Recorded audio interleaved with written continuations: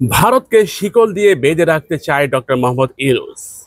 তার মাস্টার প্ল্যানে ভারত রীতিমতো নড়বড়ে অবস্থায় পৌঁছে গেছে।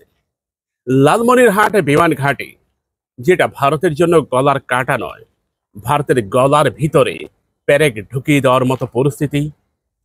ডক্টর মোহাম্মদ ইউনূসের এমন একটি মাস্টার প্ল্যান, যেটা ভারতকে এতটাই ভোগান্তির মধ্যে রেখে দিয়েছে যে মাস্টার প্ল্যান ভারত প্রতিনিয়ত একটা দ্বিধাদ্বন্দ্বে আছে। এখানে আসলে আদতে কি হচ্ছে? ডক্টর মোহাম্মদ ইউনূস বাংলাদেশ নয়, এশিয়ার মধ্যে অন্যতম এক গেম প্ল্যানার।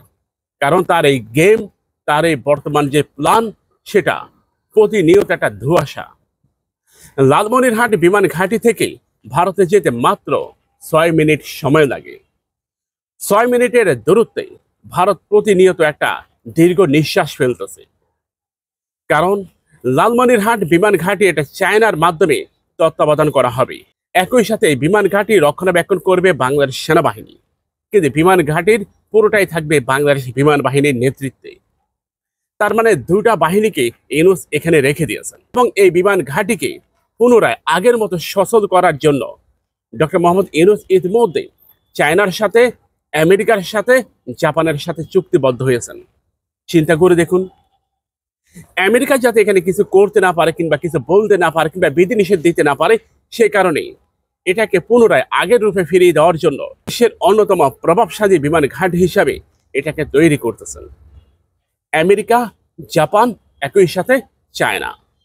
চায়না এই বিমান ঘাঁটির রানওয়ের কাজ করবে, একই সাথে আমেরিকা এই বিমান ঘাঁটির নিরাপত্তার ইস্যুটা দেখবে। সব মিলিয়ে প্রায় 14 থেকে 15 মিলিয়ন ডলার খরচ হবে। এটা পুরোটাই ডক্টর মোহাম্মদ ইউনূসের master plan. Doctor Mohammad Yunus এটা খুব ভালো করে জানে এখানে ভারত বাগড়া দেবে। সে বাগড়ার পথটা একেবারে বন্ধ করে দিয়েছে ডক্টর মোহাম্মদ ইউনূস। এবার বুঝেন তিনি কতটা আন্তর্জাতিক মানের খেলোয়াড়।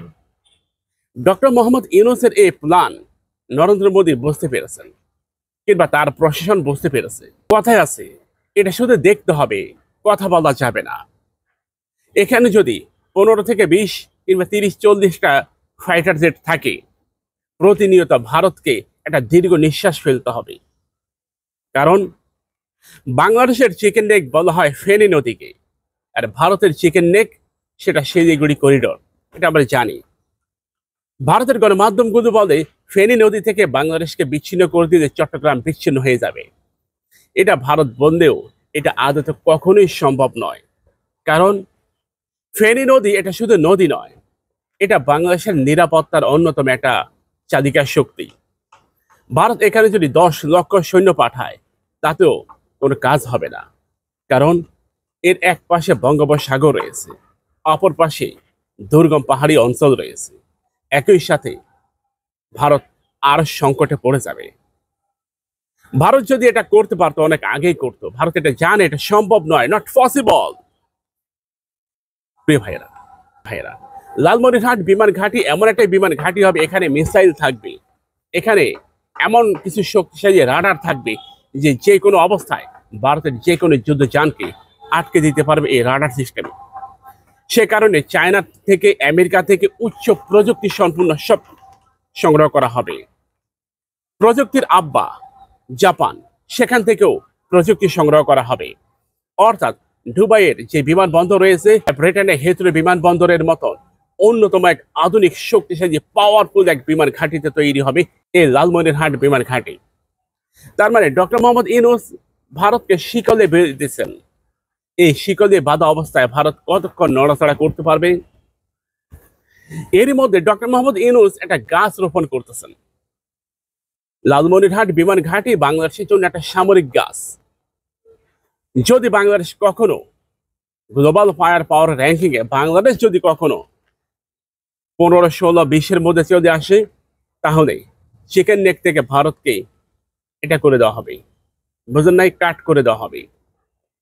ডক্টর মোহাম্মদ ইউনূসের এমন একটি মাস্টার প্ল্যান, তবে এই মাস্টার প্ল্যানটা ভেঙে যাবে যদি ভারত সমর্থিত কোনো গভর্নমেন্ট ক্ষমতায় আসে। আশা করি পরবর্তীতে যারা আসবে, বিএনপি বলেন আর যেটাই বলেন, তারা হয়তো এটা করবে না। মনে রাখবেন, ভারত গত 52 বছরে বাংলাদেশের প্রায় $1 ট্রিলিয়ন ক্ষতি করেছে। ট্রিলিয়ন ডলারের ক্ষতি করেছে। প্রতিনিয়ত ভারত বাংলাদেশকে একটা মানসিক চাপের মধ্যে রেখে দিয়েছে। আমাদের এই মুহূর্তে J-10C ফাইটার জেট, আমরা এটার অপেক্ষায় আছি।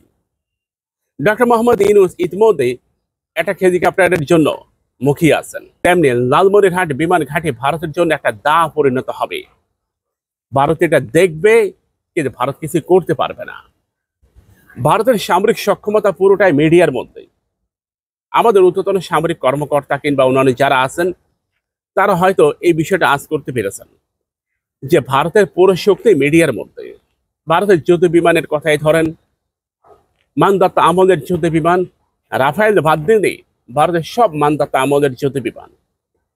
আপনার পাকিস্তানের কথাই ধরেন, J-10C 100টা যে J-10C আছে তাদের, এরপর F-17 থান্ডার তৈরি করে। ভারত পাকিস্তান যুদ্ধ হলে, লালমনিরহাট বিমান ঘাঁটি তৈরি হয়ে গেলে ভারত কত টুকরা হবে? কমেন্টে জানান কত টুকরা হবে। আমার প্রিয় নবীজির ভবিষ্যৎবাণী, ওলামায়ে কেরামদের ভবিষ্যৎবাণী মিথ্যা হবে? আপনি আমাকে বলেন, কখনোই না। ভারত ভেঙে টুকরা টুকরা হয়ে যাবে। ভারত এত ভাঙবে যে ভারতকে ইন্দোনেশিয়ার মতো জোড়া তাদের দিতে হবে। 1000 দ্বীপ নিয়ে যেমন ইন্দোনেশিয়া গঠিত, ভারত তেমনি 1000 ভাগে বিভক্ত হয়ে যাবে। হিন্দু জাতির মধ্যে সবচেয়ে বেশি বিভেদ। হিন্দু জাতি কখনই ঐক্যবদ্ধ নয়। একবার টোকা দিয়ে দেখুন, ক্যারাম বোর্ডের গুটির মতো চতুর্দিকে ছড়িয়ে পড়বে ভারত।